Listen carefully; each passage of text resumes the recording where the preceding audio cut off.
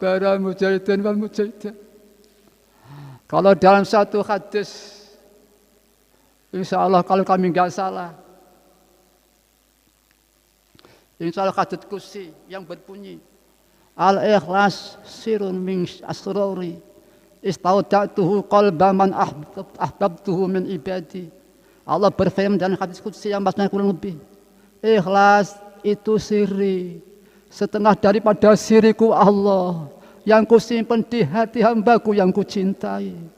Alangkah indahnya orang yang hati yang diberi ikhlas oleh Allah Ta'ala. Anak-anak, mohonlah tidak bisa ikhlas tanpa dicintai Allah Ta'ala. Anak-anak, ya maaf anak-anak, secara akal teori ilmiah, semua pengamal umat ini bisa ikhlas walaupun berapa detik para hadirin. Maka oleh karena ada kemampuan, Allah memerintahkan kepada hambanya. Mereka tidak diperintah melainkan untuk mengabdikan diri kepada Allah dan memurnikan ikhlas. Mana anak yang kamu hormati, Allah perintah tidak mungkin tidak melaksanakan para hadirin. Mungkin coba mari kita bayangkan, kita seandainya ada orang itu, ustadz saya itu, atau murid saya itu, atau teman saya itu, pada waktu itu pernah mengalami, ingatnya hanya ingat Allah, untuknya hanya untuk Allah lillah. Itu murid ustadz itu apa tidak ikhlas? Apa masa kira-kira anak-anak? Ikhlas itu murni, ingatnya sudah murni Allah. Untuknya hanya Allah. Kalau ini benar, berarti manusia semua bisa ikhlas walaupun 5 detik anak-anak yang kami cinta. Seandainya orang itu tidak berani menjawab, kita tanya orang ustadz kita, murid kita, waktu hatinya dia hanya murni ingat Allah, untuknya ya lillah semata-mata. Ini budiah tauhidnya. Tauhidnya merasa alam semesta benar rasa hanya Allah yang menciptakan. Seperti benang kain, merasa bahwa kain itu tidak pucat, hanya kapas yang ada. Ya ini maaf, tidak berarti Allah desain dan kapas, tidak. Allah bukan makhluk. Tapi kebergantungan kain dan benang bergantung pada kapas. Bahkan yang adanya kapas. Begitu makhluk begitu. Sekali lagi maaf, kami tidak menyamakan Allah dengan kapas. Allah bukan makhluk. Hanya kebergantungannya makhluk pada Tuhan. Makhluk termasuk benang kain, ada kapas.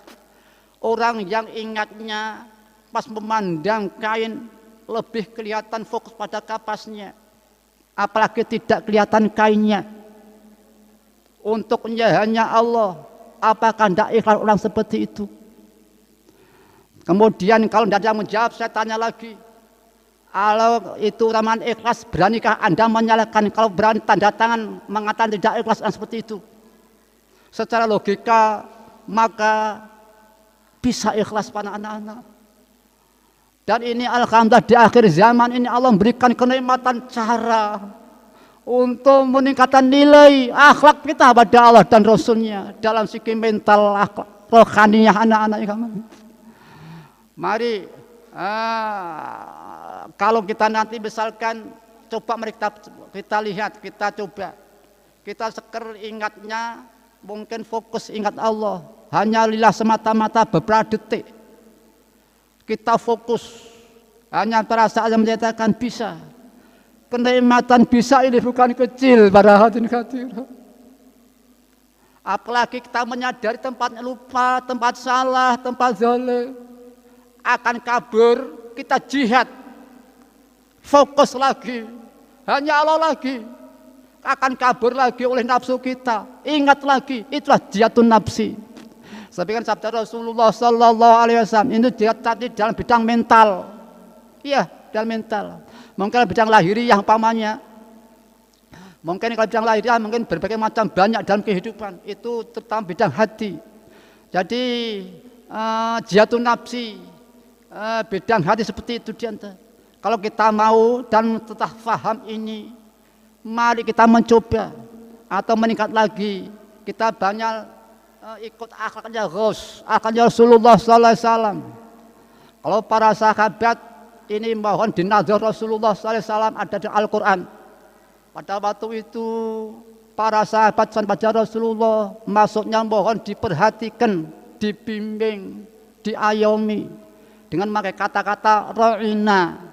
Ra'ina artinya kalau bahasa yang lainnya mungkin istilah lain itu kami seperti gembala, dia istilahnya apa ya? Dia melihara istilah orang jangon, ngengon itu ya. Merhatikan, menjaga dengan kata-kata ra'ina. Kemudian pada waktu itu oleh orang-orang luar Islam yang biasa muji atau mereaksi itu kata ra'ina itu digumam-gumam mulutnya sehingga tidak ra'ina tapi ru'una. Kalau ra'ina perhatian kami, jagalah kami, ru'una itu blow on atau kumprung. Akhirnya Quran mewahyukan jangan baik kata-kata ra'ina tapi ungzurna, begitulah. Maka ini dalam wakidiyah itu juga mohon nazar pada Ghos. Nah di wakidiyah karena ini tidak ditampakkan priagonya sebagai Ghos itu, sehingga kita lebih fokus pada haqiqatul Ghosi. Kalau kita tidak tahu pada priagong seorang presiden, justru kita fokus ke presidenannya itu, ke kekuasaan itu dan seterusnya. Dalam bahayai tidak diwajibkan tahu siapa priagong Ghos itu, justru kita lebih fokus pada haqiqatul Ghosi, yaitu nur yang berfungsi menolong, yang itu kalau seorang tulus itu pada hakikatnya siri Allah anak-anak yang diletakkan oleh Allah di hati hambanya yang dicintai.